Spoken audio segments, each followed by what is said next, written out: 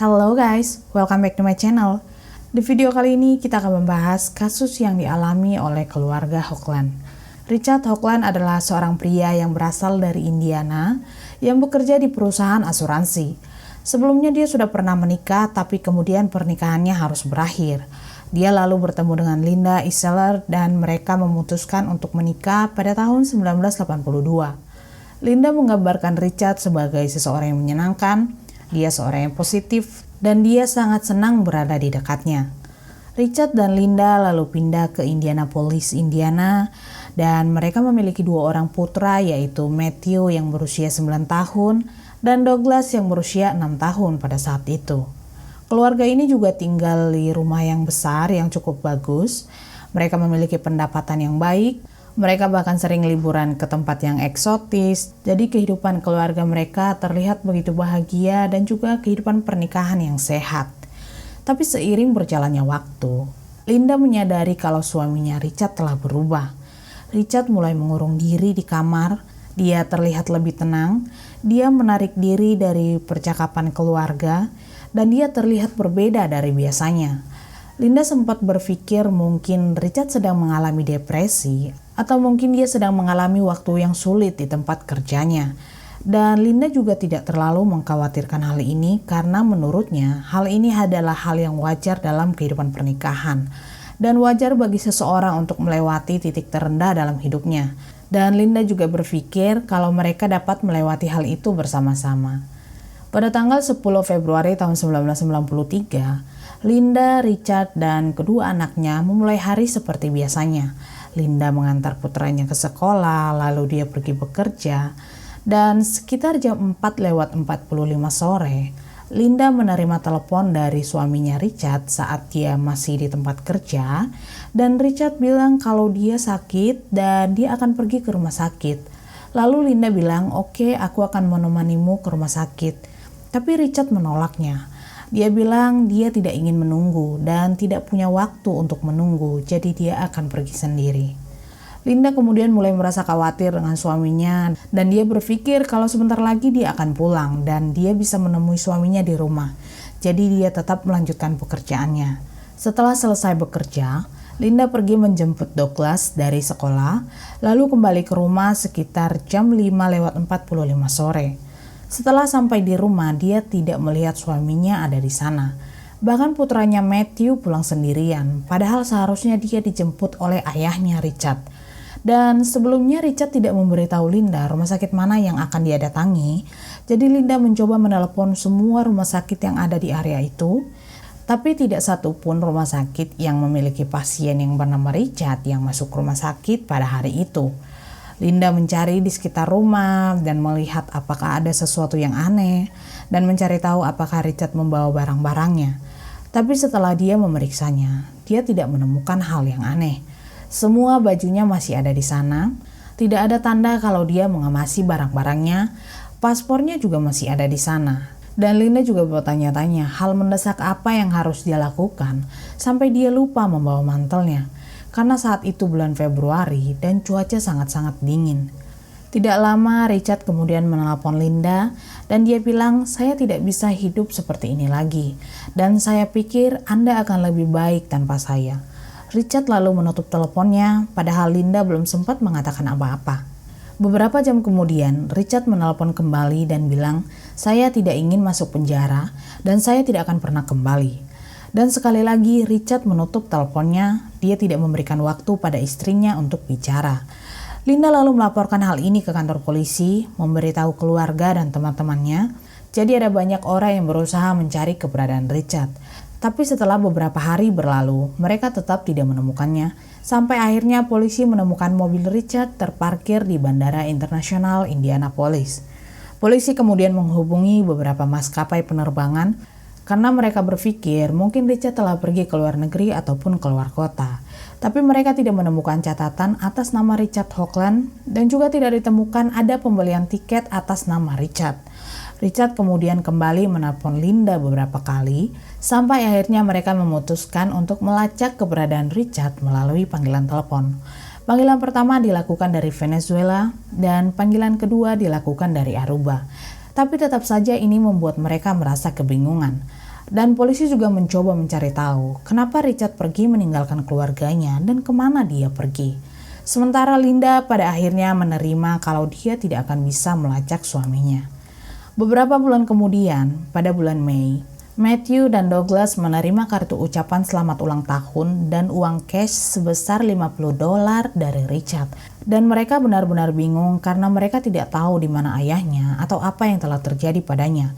Dan itu adalah terakhir kalinya Richard menghubungi keluarganya. Linda kemudian harus kehilangan rumah karena dia tidak mampu membayar hipotek dan kehilangan mobilnya. Linda juga mengalami kesulitan keuangan karena sumber pendapatan utama keluarga mereka adalah dari pekerjaan Richard. Selain itu, polisi mulai mencurigai Linda. Mereka berpikir mungkin Linda mengetahui sesuatu yang tidak dia ceritakan kepada polisi. Atau mungkin sebenarnya dia tahu di mana keberadaan Richard dan mereka pasti telah merencanakan ini bersama-sama.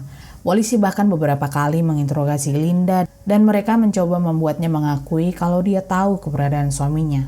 Tapi Linda tetap mengatakan kalau dia tidak tahu suaminya ada di mana. Mereka juga baru mengetahui bahwa ternyata Richard tengah mengalami masalah keuangan yang parah. Dia bahkan telah memaksimalkan semua kartu kredit mereka. Jadi setelah Richard pergi, dia meninggalkan 26 tagihan kartu kredit yang harus dibayar. Dan sebelumnya, Richard mengambil pinjaman bank yang sangat besar dan memalsukan tanda tangan Linda di dokumen pinjaman. Ditemukan juga ada pajak yang belum dibayar dan beberapa hutang yang mereka miliki bersama. Linda benar-benar tidak tahu bagaimana cara melunasi hutangnya itu. Karena terlalu besar hutang yang ditinggalkan suaminya, Linda lalu mengajukan perceraian supaya dia tidak perlu membayar semua hutang Richard. Dan hakim juga mengabulkannya, jadi Richard harus melunasi semua hutang-hutangnya. Perceraian ini tentu membuat Linda dan anak-anak merasa hancur. Sebelumnya mereka berpikir kalau Richard akan kembali dan berkumpul bersama mereka. Tapi ternyata Richard tidak pernah kembali dan Linda mencoba yang terbaik untuk terus membesarkan kedua anaknya. Sementara itu, polisi masih tetap mendesak Linda untuk mengakui kalau dia telah terlibat dengan suaminya. Hingga akhirnya Linda terpaksa mengajukan pilot atau bangkrut dan meskipun sebelumnya hakim membebankan semua pelunasan hutang pada Richard, tapi Richard tidak ada di sana dan tidak ada yang tahu di mana keberadaannya. Linda juga semakin yakin bahwa Richard telah dikaitkan dengan orang-orang yang tidak dapat dipercaya, orang-orang yang tidak mengikuti aturan hukum, dan dia juga curiga mungkin itu adalah alasan kenapa Richard pergi meninggalkan kota. Linda mulai merasa tidak aman, dia merasa seolah-olah dia sedang diikuti, seolah-olah keluarganya sedang diawasi. Dia mulai memperhatikan bahwa orang-orang mengikutinya di depan umum. Dia juga melihat orang yang sama berulang kali dan ada di mana-mana. Dia juga mulai merasa kalau ada mata yang tidak terlihat yang tertuju padanya setelah dia melihat bahwa surat yang dia terima telah dibuka dan kemudian disegel kembali. Dia kemudian mulai memperhatikan bahwa ada banyak benda-benda yang ada di dalam rumahnya telah dipindahkan dari tempatnya. Awalnya Linda tidak mencurigai hal ini. Dia berpikir mungkin anak-anaknya yang telah memindahkan barang-barang di dalam rumah. Tapi Linda benar-benar ketakutan setelah dia melihat laci telah bergerak dan anak-anaknya tidak bisa menjangkau laci tersebut. Ayah Linda juga menemukan alat perekam yang terpasang di saluran telepon Linda dan Linda benar-benar tidak tahu harus berbuat apa. Yang dia tahu bahwa itu adalah bagian dari penyelidikan polisi. Linda dan kedua putranya kemudian pindah ke rumah orang tuanya Linda, walaupun sebenarnya dia tidak ingin melakukannya, tapi dia tidak punya pilihan lain. Dan dia merasa di sana lebih aman. Setelah selama ini dia dibuntuti oleh orang asing saat dia pergi dari satu tempat ke tempat lainnya. Di rumah orang tuanya, Linda berharap mereka bisa mendapatkan waktu untuk bersantai dan menikmati kehidupannya dengan kedua anaknya. Orang tua Linda juga membantu keuangan Linda dan anak-anaknya. Linda juga memastikan semua tagihannya menjadi atas nama orang tuanya, jadi mereka tidak bisa melacak keberadaannya. Linda bahkan menyuruh kedua anak laki-lakinya naik bus dari rumah salah satu teman mereka supaya tidak ada yang akan mengikuti mereka dan tahu di mana rumah baru mereka. Setelah 6 bulan Linda dan keluarganya bersembunyi, tapi Linda tetap merasa kalau dia diikuti. Dan dia merasa keluarganya masih tetap diawasi bahkan sampai bertahun-tahun. Setelah 10 tahun Richard menghilang, dia akhirnya dinyatakan meninggal. Dan Linda juga akhirnya menikah lagi, dia bisa mendapatkan hidupnya kembali dan kehidupan pernikahan yang bahagia dengan suami barunya. Matthew juga telah menikah dan memiliki anak, sementara Douglas mulai menggunakan obat terlarang saat dia memasuki SMA. Dia juga keluar masuk penjara selama bertahun-tahun karena penggunaan obat terlarang. Douglas juga mengakui bahwa dirinya memiliki harga diri yang rendah setelah ayahnya pergi meninggalkan mereka. Pada tahun 2016, setelah 23 tahun, Linda benar-benar menerima panggilan telepon dari seorang detektif yang bernama Anthony Cardillo dari Departemen Sheriff Pasco County di Florida. Dia bertanya kepada Linda, "Apakah kamu tahu siapa Richard Hoagland?" Dan Linda benar-benar terkejut mendengar nama itu lagi setelah sekian lama. Dan pada awalnya dia berpikir kalau polisi akan menyelidikinya lagi, tapi ternyata tidak. Mereka malah memberitahu kalau sebenarnya Richard telah ditemukan dan telah ditahan oleh polisi atas kasus penipuan identitas. Setelah bertahun-tahun, akhirnya Linda mendapatkan jawaban. Sementara Douglas, putranya, sedang berada di dalam penjara setelah penggunaan obat terlarang yang dilakukannya selama bertahun-tahun. Ketika dia mendengar berita tentang ayahnya yang telah lama hilang, kini telah kembali. Jadi apa yang sebenarnya terjadi pada Richard? Di mana dia selama 23 tahun dan apa yang telah dia lakukan. Jadi pada tahun 1993, Richard pergi ke Florida. Dia lalu menyewa apartemen dari seorang pria yang bernama Edward Szymanski. Dan 2 tahun sebelumnya, Edward kehilangan putranya yang bernama Terry Szymanski yang berusia 33 tahun, yang juga seorang nelayan setelah mengalami kecelakaan di laut. Jadi semenjak saat itu, Edward merasa sangat kehilangan putranya, dan setelah Richard tinggal di sana, Edward selalu menceritakan kesedihannya kepada Richard hampir setiap malam. Dan ternyata Richard memiliki niat buruk setelah dia akhirnya menemukan sertifikat kematian Terry Szymanski dan mencurinya untuk membuat identitas untuk dirinya sendiri. Dia kemudian mengajukan permohonan akta kelahiran, lalu menyerahkan akta kelahiran itu untuk mendapatkan SIM. Dan setelah dia memiliki SIM, dia mulai memantapkan dirinya sebagai Terry Szymanski. Terry sebenarnya berasal dari Ohio dan kemudian pindah ke Florida untuk menjadi nelayan. Dia tidak punya anak, dia tidak pernah menikah. Jadi itu berarti dia tidak punya foto pernikahan, dia tidak memiliki surat nikah, dan tidak ada yang datang mencarinya. Jadi hal ini juga yang membuat Richard mendapatkan identitas itu dengan sangat mudah. Lalu pada tahun 1995, setelah Richard memantapkan dirinya sebagai Terry dan dia tidak ingin menyia-nyiakan waktu setelah melarikan diri, dia akhirnya menikah dengan seorang wanita yang bernama Mary dan mereka bahkan telah memiliki seorang putra. Dia juga membeli rumah di Florida. Dia juga mengerjakan banyak pekerjaan yang berbeda, lalu dia membeli properti dan bertindak sebagai tuan tanah. Dia bahkan mendapatkan lisensi pilotnya. Tapi pada akhirnya kebohongan Richard harus berakhir setelah keponakan Terry melakukan penelitian di sebuah website theancestry.com pada tahun 2013. Dia menemukan catatan mengenai Terry yang tinggal di Florida dan dikatakan juga bahwa Terry telah mendapatkan lisensi pilotnya dan telah menikah. Padahal yang dia ketahui bahwa pamannya itu sudah meninggal pada tahun 1991. Dan kemudian keponakan dan keluarga Terry curiga dengan informasi yang diberikan di situs web. Mereka khawatir seorang penipu telah mengambil alih identitas Terry, tapi butuh beberapa tahun sebelum mereka akhirnya menghubungi pihak berwenang tentang hal itu.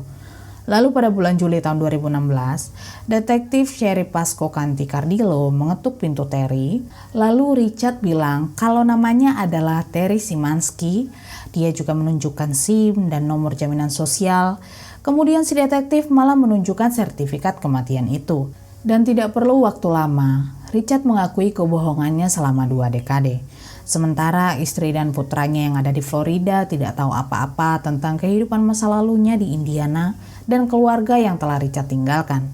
Tim penyidik kemudian menanyakan mengapa Richard pergi meninggalkan keluarganya, dan dia bilang kalau itu adalah masalah dengan keluarganya, bukan karena hutang yang telah dia tinggalkan.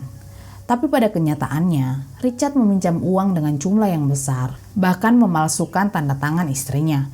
Walaupun awalnya Richard terlihat berhasil membuat segala sesuatunya berjalan dengan baik dari segi keuangan mereka, dan tidak ada yang menyangka bahwa di balik keberhasilan itu, ada hutang yang begitu besar. Dan kemungkinan lain Richard meninggalkan Linda, mungkin karena sebenarnya Richard ingin bercerai, tapi karena sebelumnya dia sudah bercerai, jadi dia merasa tidak nyaman, dan dia memilih meninggalkan istri dan kedua anaknya.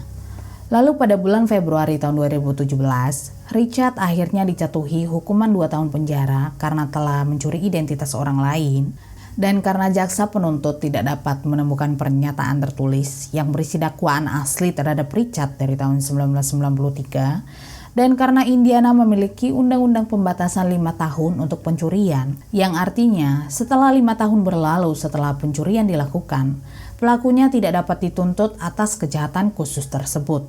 Dan sayangnya dalam kasus ini, Richard tidak mencuri uang dari Linda yang dapat dikembalikan kepadanya. Jadi Richard hanya didakwa dengan pencurian identitas dari Szymanski. Tapi Linda menggugat Richard sebesar 1,86 juta dolar untuk tunjangan anak yang belum dibayar dan hakim memutuskan Richard harus membayarnya. Tapi siapa yang tahu apakah ini pada akhirnya akan dibayar? Karena istrinya yang lain memiliki semua aset bersama mereka dan mereka bahkan sedang berada dalam proses perceraian. Terlepas dari itu semua, Richard tidak pernah meminta maaf kepada siapapun, baik kepada Linda dan kedua putranya, kepada istri keduanya, maupun kepada keluarga Terry Szymanski. Dia tidak pernah meminta maaf karena telah menghancurkan kedua keluarga itu.